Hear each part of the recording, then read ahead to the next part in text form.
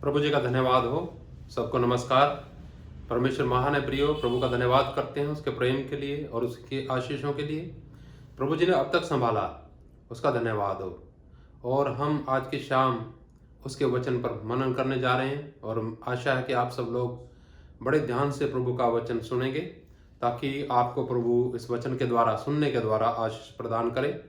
और भी अगर आशीष चाहिए और भी प्रभु के साथ घनिष्ठता चाहिए, तो जो वचन सुनते हैं उसको अपने जीवन में लागू करें, ताकि परमेश्वर का जो कार्य है वो आपके जीवन के अंदर और दूसरों के जीवन के अंदर भी पूरा होने पाए। प्रभु की स्तुति हो। एक विशेष अध्याय हम शुरू करने जा रहे हैं। हम सब उस पर ध्यान से मनन करेंगे और देखेंगे कि इस अध्याय के अंदर हमारे जीवन के बारे में क्या कहा गया।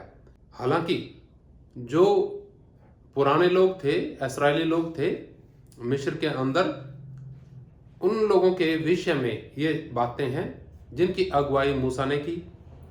अगुवाई करते वक्त ये जो हम अध्याय पढ़ने जा रहे हैं, अगुवाई करते वक्त परमेश्वर ने लोगों को क्या आज्ञा, क्या निर्देश, क्या नियम कायदे दिए थे मूसा को, उसके विषय में हम प्रभु की वाणी में देखने जा रहे हैं। तो आइए हम सीधा प्रभु की वाणी में चलेंगे और आप वीडियो को पूरा अंत तक देखिएगा, ताकि प्रभु आपको आशीष दे और आप उस बात को जिसको हम शुरू करने जा रहे हैं समझ नहीं पाओ। अगर आप थोड़ा देखेंगे कुछ नहीं समझ में आएगा, तो ध्यानपूर्वक, थोड़ा सा छोटा वीडियो है तो उस वीडियो को पूरे ध्यानपूर्वक देखिएगा।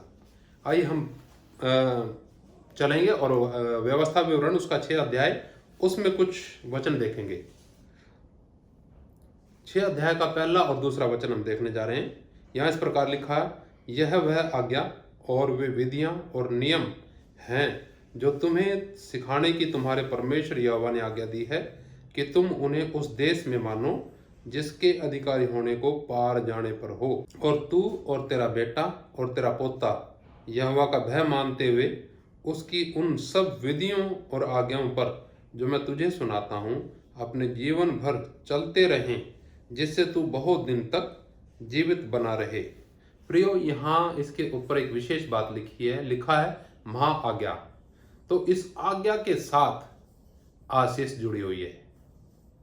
हमेशा मैं इस बात को रखता हूं, जो हमारे सुनने वाले लोग हैं या जो वचन सीखते हैं हमसे, तो वो लोगों को हमेशा एक ही बात मैं कहता हूं कि जो आदेश है या फिर जो आशीष है, आशीष के साथ एक कंडीशन छिपी हुई है, एक नियम है, एक आज्ञा है, एक विधि है। उसको अगर हम नजरअंदाज कर देंगे तो आशीष से वंचित रह जाएंगे। अगर आपको आशीष चाहिए तो पूरे ध्यान से सुनिएगा प्रभु की वाणी।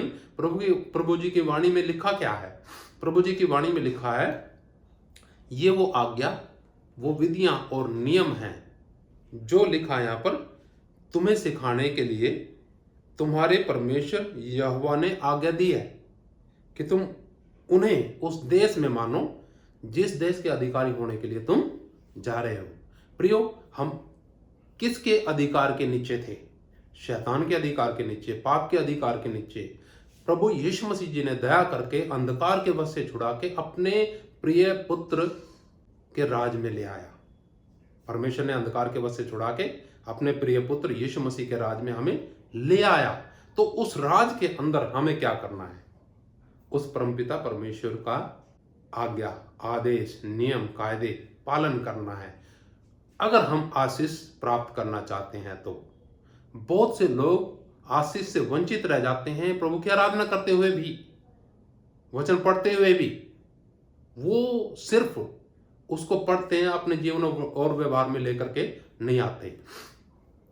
आगे देखिए, और लिखा, तू और तेरा बेटा और तेरा पोता और यहोवा का भय मानते हुए उसकी सब विधियों और आज्ञाओं पर जो मैं आज तुझे सुनाता हूं अपने जीवन भर चलते रहें।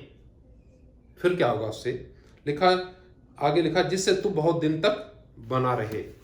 साथ में आशीष जरूर उसके साथ छिपी हुई है। आने वाले समय में इन वचनों को हम पूरे विस्तार से देखते जाएंगे। ये अध्याय पूरा विस्तार से देखेंगे। आप भी चाहें तो आप पढ़ सकते हैं उस अध्याय को। प्रभु आप इन्हीं वचनों के द्वारा प्रभु आप सबको बहुत बहुत आशीष दे और मन की आंखों को प्रकाशमान करे। सबको जय मसीह की नमस्कार।